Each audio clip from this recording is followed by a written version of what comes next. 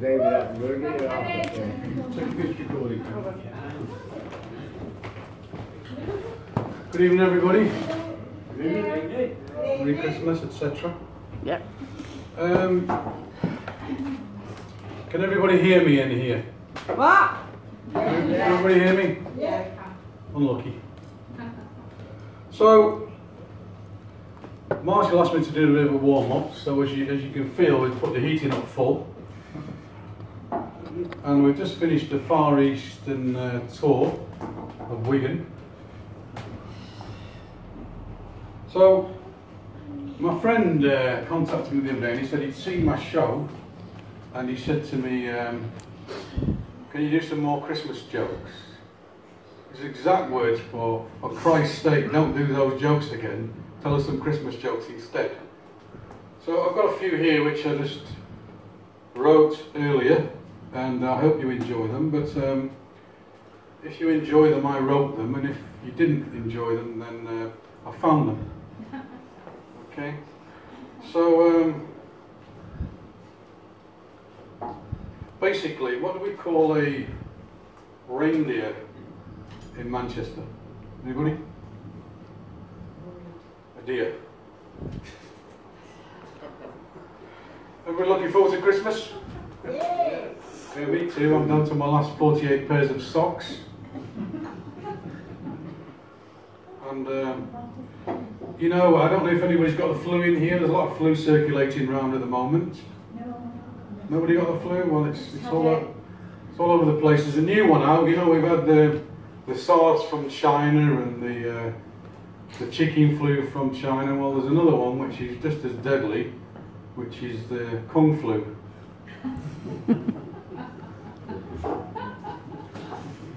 And you know, because of the flu, you know, Santa's not been very well this week. He's had trouble with his health. And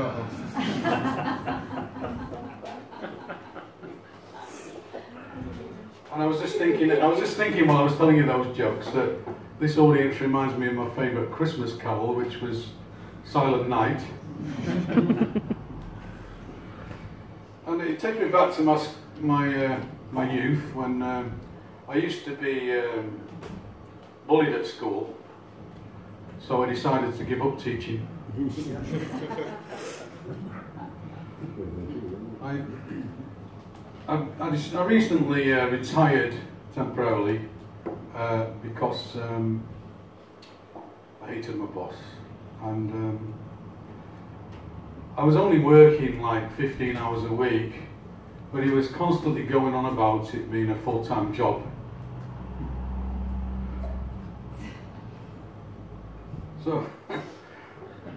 So speaking of which, one of my friends asked me the other day if I'd ever had a near-death experience apart from this one. But I explained to him that I live in Southport in a bungalow. Most of my neighbours are near-death. I got some bad news recently this week that my biggest fan passed away during my act. He was 85 years old, and he died peacefully in his sleep with his family and friends around him. And I know he didn't suffer because I'd only just started my act. His friends were devastated though because it was his round. But I do know that it's what he would have wanted. I do know that he had written a will. He'd left all his debts to charity.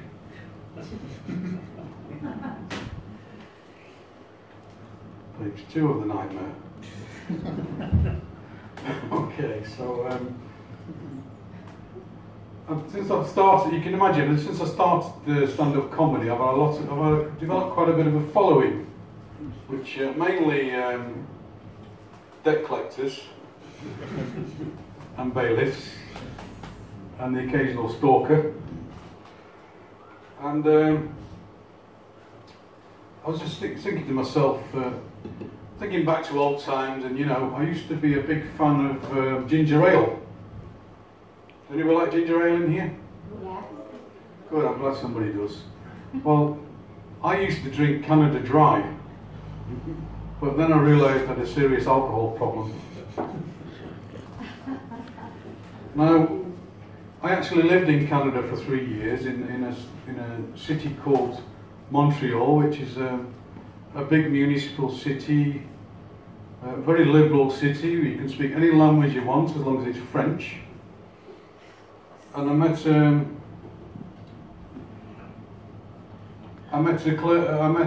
girl there called Claire. She was a psychic. Her full name was Clairvoyant. She never smiled, ever. She wasn't a happy medium. And I knew there was no future in it because I got tired of having to pay her $5 every time I asked her a question. And plus, she was a medium and I was a large.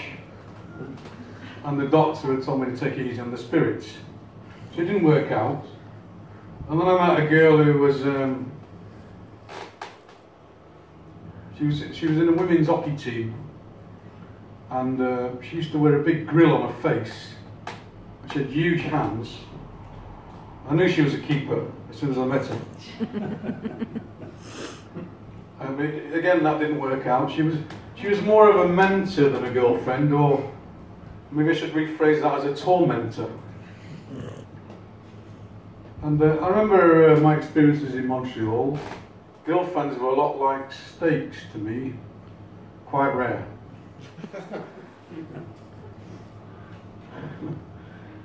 OMG. Okay, so I thought about this a lot, and I think there's a big comparison between Montreal and Southport. They've got a lot in common. Initially, I mean, Montreal and Southport both have a jazz festival, as you know. Montreal and Southport both have a comedy festival, as you know. Montreal has Formula One, and Southport has loads of mental pensioners on electric scooters running all over the place. And the thing about Canada, though, it's only got 2 seasons, which are freezing cold and boiling hot, whereas Southport's got 4 seasons, which is warm rain, cold rain, salt and pepper. And you know, it takes me back to old times at Christmas, this time of year, where we used to, after dinner, we'd play musical crates, followed by Pass the Morsel, and some of the old sayings, which, you know, years ago, when I was young, a lot of the terminology used today didn't exist as we knew it. And I looked, you know, some of the terms were like crack back then. It meant having fun, an Irish expression. Mobile meant you had a car, and online was what you put your washing on. And as for pulled pork, I'll leave that to your imagination. I was walking through town today, and as you do, and I got hit on the head with a pigeon shit, as you do here, very commonly. And somebody came up to me and they said, "Do you realise that pigeons do shit on your head?" And I said, "Yes, but don't rub it in."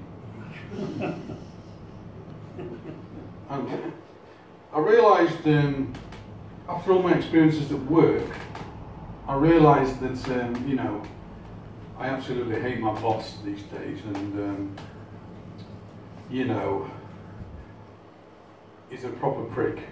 So I've decided I can't do anything about it, so, as I'm self-employed. So, thank you very much for your participation and alertness. Have a good evening.